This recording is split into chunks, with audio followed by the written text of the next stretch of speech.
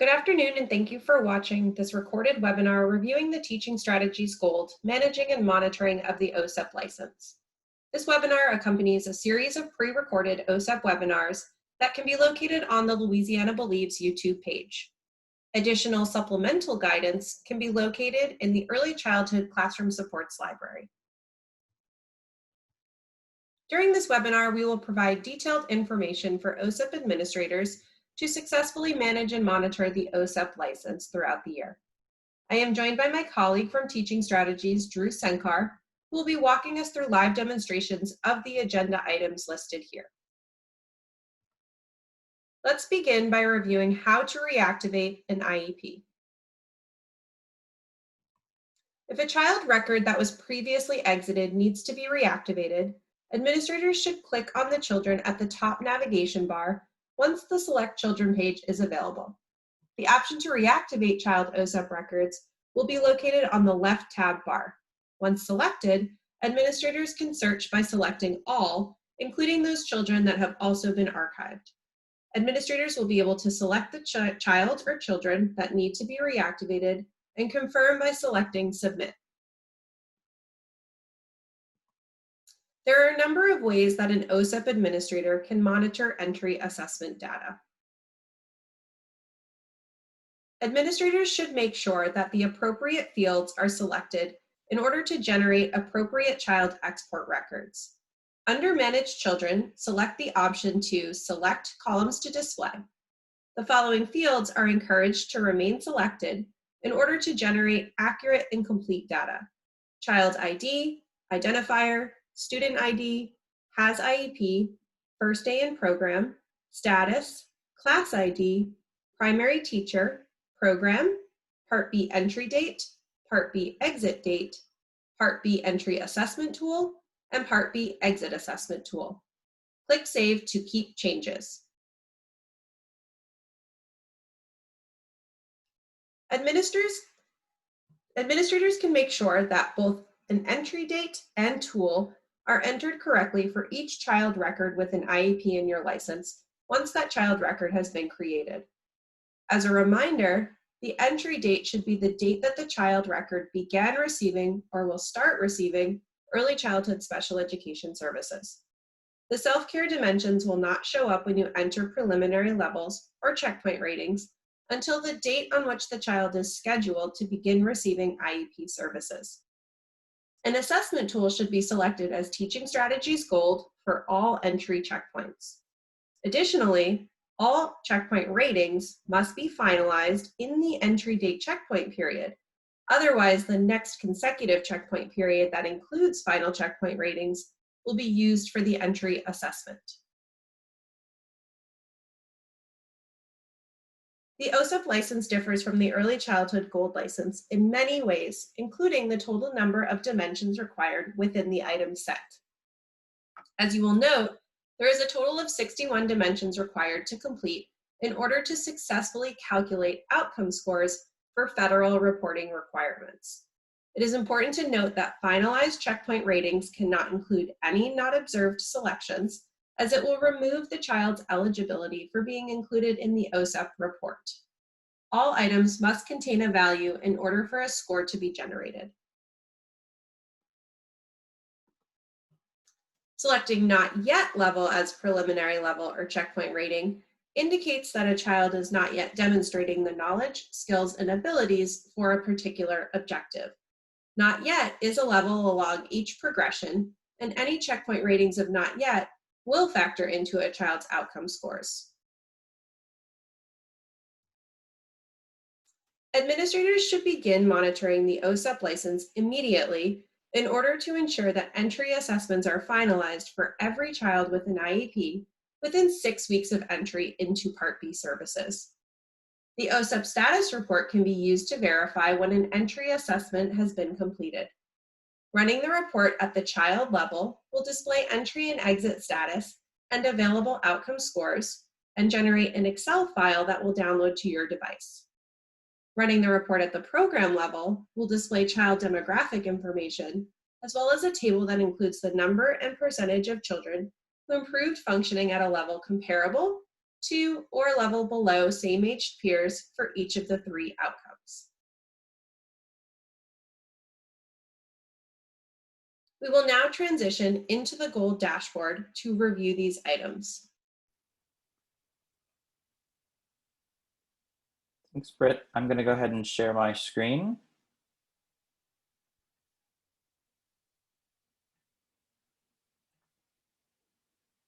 So we're going to quickly walk through reactivating an IEP record, managing fields, adding an entry date and tool, as well as generating the OSEP status report.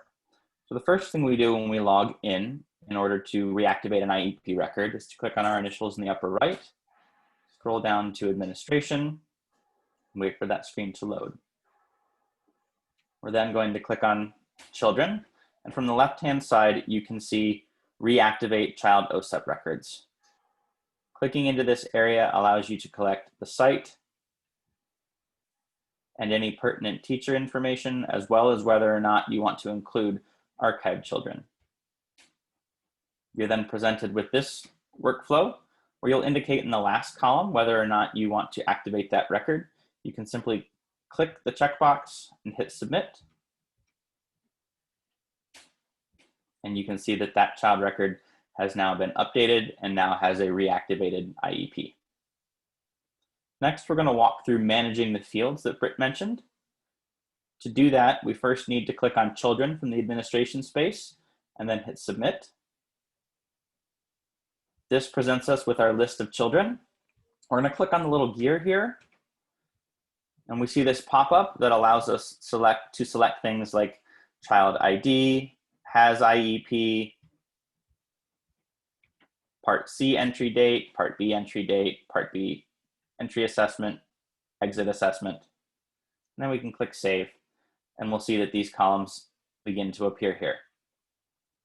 If you'd like to see everything all at once, you can also click Export Table down in the lower right here, and that'll export into an Excel file that will allow you to look at all of the children holistically. Next, let's take a look at adding an entry date and tool to a child.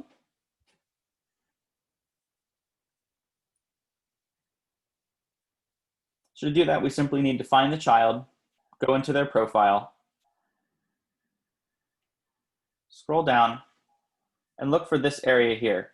You can see that this child is a 2 to 3-year-old child, which means that they're going to display IFSP here. If we come back and look at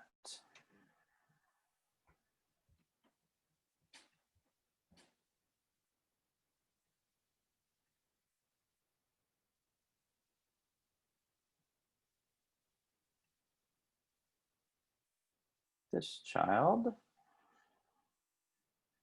we'll see, oh, this one still says here, when we change this to yes,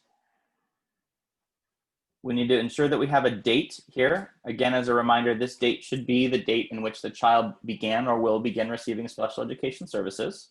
And then we need to make sure that this field here is set to gold. It should default there, but that's what we want to confirm.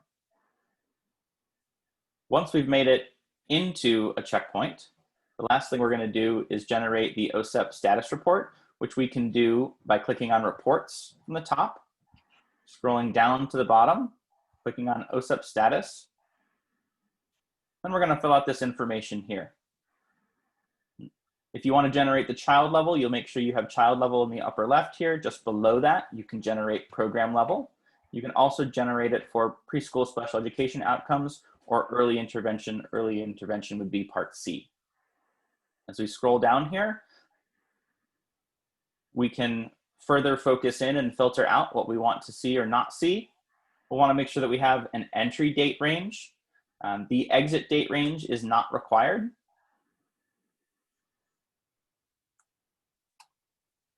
Once we have these fields completed, we can click Generate Report, and it will show up in our reports queue here. I'm going to stop sharing my screen for a moment so that I can pull up that report.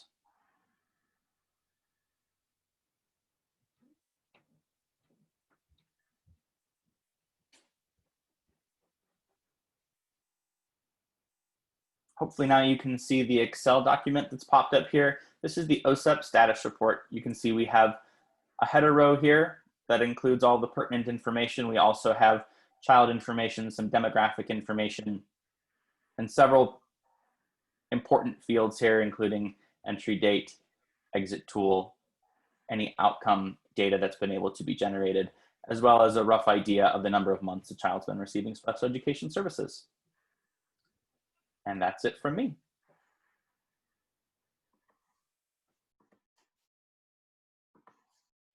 Thanks, Drew. Once the entry assessments have been appropriately managed and monitored, administrators should begin supporting their staff in completing exit assessment and OSEP exit requests. Exit assessments must be completed before a child can be exited from the OSEP license. An exit assessment should be completed within 6 weeks of the following: a child withdraws from early childhood special education services, a child is turning 6 years old, or a child is matriculating to kindergarten. The following criteria must be complete in order to successfully exit a child record. All assessment ratings must be complete and all assessment ratings must be finalized. Once an exit assessment is complete and finalized, the child record can successfully be exited from the OSEP license. Administrators are encouraged to run an eligibility check prior to exiting children. This option will appear on the drop-down menu on the exit screen. It's important to note that there is a typical data processing delay of about 12 hours until the children will appear in the report. Administrators should wait 12 hours after completing OSEP exits to confirm that OSEP reports reflect the correct exit submissions. If an administrator needs to cancel an OSEP request that has already been submitted, they can find the child record that has a status of exit requested and select Recall Exit Request. If a child has already been exited, administrators can follow the directions listed earlier to reactivate the IEP. Once all exit requests are complete, administrators should verify the number of children who should be included in OSEP exit reports. The federally mandated year-end report will only include children who have been on an IEP for at least 183 calendar days and who have complete and finalized data for both entry and exit assessments. Area level gold reports will populate for child records with completed and finalized checkpoint ratings. A child record will not appear in an area level report when teachers use the not observed option when entering checkpoint ratings and finalize the area. The OSEP federally mandated year-end report will include child records on an IEP that have been exited, have sufficient finalized checkpoint ratings for both entry and exit checkpoints, and have been on their IEP for 183 days or more. When generated at the child level, the federally mandated year-end report will display entry scores, exit scores, and overall progress scores for each of the 3 OSEP outcomes, as well as the child's category on the Center Child Outcome Summary form for each outcome. The program level report will include the number and percentage of children functioning at each recommended expanded category for each outcome, and the percentage of children functioning at each summary statement for each outcome. If you include gains data, you will see the number and percentage of children who had an exit score for each exit score. We will now again transition into the gold dashboard to review these items. Thanks again, Britt. I'll go ahead and share my screen.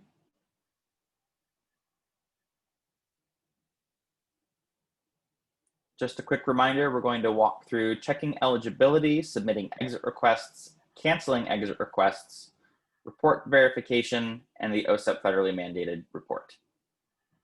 So checking eligibility is both an administrator and a teacher functionality. First, I'll show you a teacher perspective. A teacher would go into manage in the name of their class and would then click request OSEP exit on the left and complete the fields in this area, and then select request exit from the drop-down menu. They also have the ability to recall an exit request that's previously been submitted. As an administrator, from my initials in the upper right, I can click on administration, click on children, and then click exit children from OSEP. I'm asked to further define where I want to locate those children.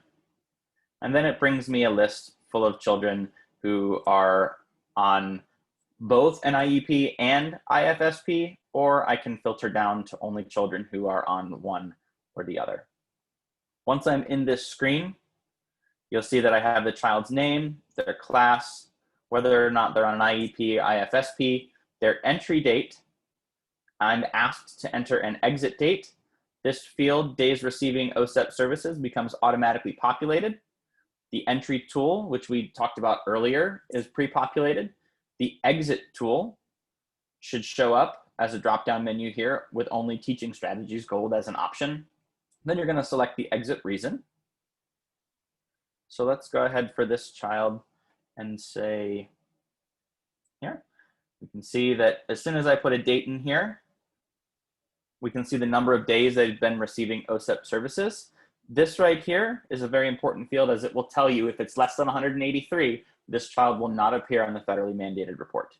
I'm also going to enter an exit reason, and then I'm going to click the checkbox so that the action that I take below has an impact on the row that I've just entered data for. And just like for a teacher, I can check eligibility. Let's go ahead and do that first. It's only going to happen for this child. Okay. There's something to note here. We do see a green checkbox that indicates success. That means the system was able to check the eligibility. It doesn't necessarily mean the child is eligible for exit. In order to find out those details, we need to come back to this status column over here. And this status column tells us that this child does not have exit data, but they do meet the threshold for days, meaning they cannot be exited. Once we've completed the status check, we can then come back down and exit any child who says exit eligible in this column here. Once we've completed those actions, we're then going to generate the OSEP federally mandated report. And again, we'll click on reports to do so.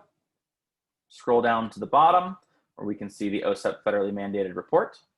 As Britt mentioned, there are two different ways to generate this report, either the child level report, which does provide detail, or the program level report.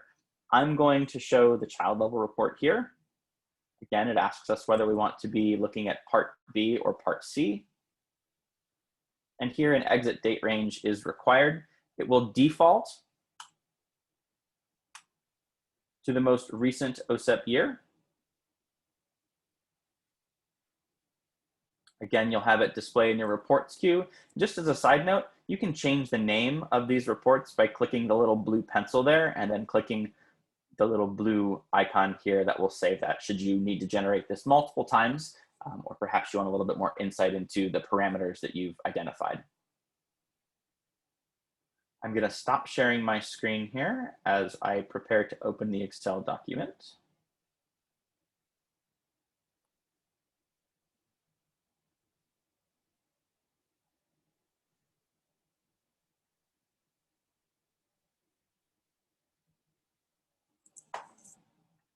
I will share my screen again here. And now we have the federally mandated report. Again, you can see we have a header row. And if we scroll over to the right here, we can see that we have entry data and outcome data, as well as a category score. We can see that we have an entry date, an exit date, entry and exit tool, and the number of months. And I'll turn it back over to you, Britt.